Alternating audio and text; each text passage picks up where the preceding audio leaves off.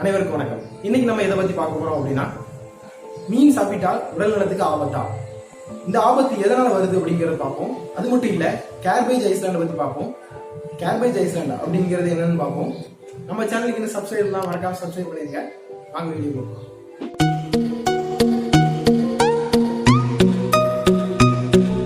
இந்த மீன் வந்து எப்படி பாதிப்படைகிறது அப்படின்னு பாக்குறதுக்கு முன்னாடி ஒரு விஷயத்தை நம்ம தெரிஞ்சுக்கணும். மீன் எல்லாருக்குமே தெரியும், மீன் வந்து கடல்ல தான் இருக்கு. அப்போ வந்து அந்த கடல்ல தான் மாசுகள் வந்து கடல் தான் மாசடைகிறது அப்படிங்கிறது நமக்கு எல்லாருக்குமே தெரியும். அது எப்படி மாசடைகிறது அப்படிங்கிறது பார்ப்போம். கண்டிப்பா 80% வரைக்கும் கடல் வந்து எதனால மாசடைது அப்படின்னு கேட்டீங்கன்னா பிளாஸ்டிக்கால மட்டும்தான். இந்த பிளாஸ்டிக் ஆனது 1990 இருந்து இப்ப வரைக்கும் 10 பில்லியன் கிலோகிராம் வந்து உற்பத்தி ஆகப்பட்டிருக்கு அப்படின்னு சொல்றாங்க.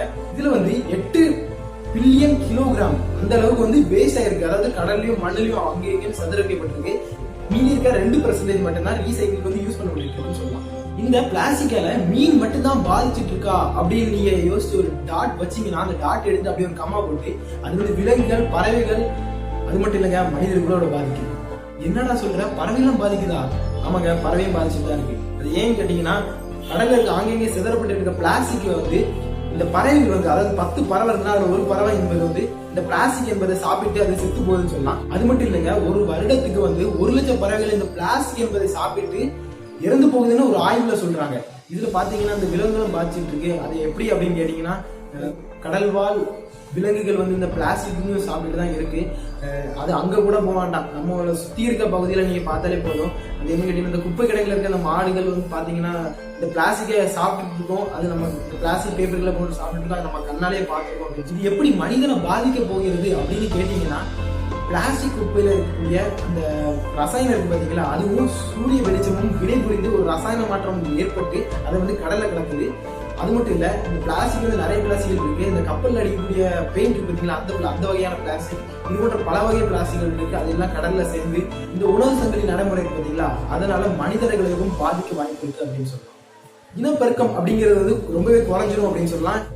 அது மட்டும் இல்ல, இதுல பாதிப்படைஞ்ச மீன்கள் வந்து நம்ம உட்கொள்ளும் போது கண்டிப்பா நமக்கு இது ஆபத்து தான். அடுத்ததா என்ன பார்க்க போறோம் அப்படின்னா, கேர்பேஜ் ஐஸ்லாண்ட், அதாவது குப்பை தீவுகள் அப்படின்னே சொல்லலாம். இந்த குப்பை தீவு, அதாவது இந்த கேர்பேஜ் ஐஸ்லாண்ட், கார்பேஜ் பேட்ச் அப்படின்னு சொல்லலாம். இது வந்து எங்க இருக்கு அப்படின்னா, பசிபிக் ஓஷன். பசிபிக் ஓஷன்ல இவ்வளவு குப்பைகள் எப்படி போச்சு அப்படிங்கிறது எல்லாத்தையுமே சந்தேகம் வரும்.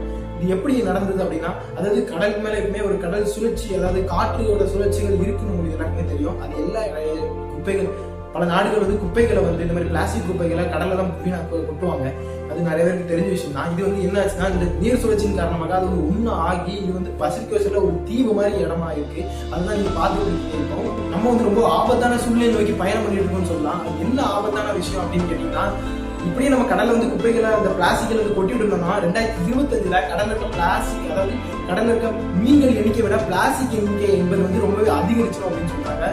இதை பத்தின உங்கள் கருத்துக்கள் வந்து கமெண்ட் பண்ணுங்க, உங்க நண்பர்களுக்கு வந்து ஷேர் பண்ணுங்க. நம்ம சேனலுக்கு சப்ஸ்கிரைப் பண்ணலாம், சப்ஸ்கிரைப் பண்ணிருங்க. நன்றி, வணக்கம்.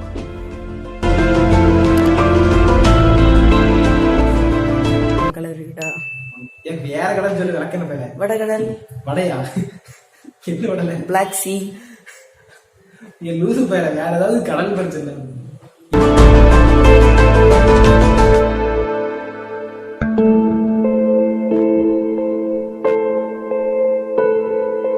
Thank you.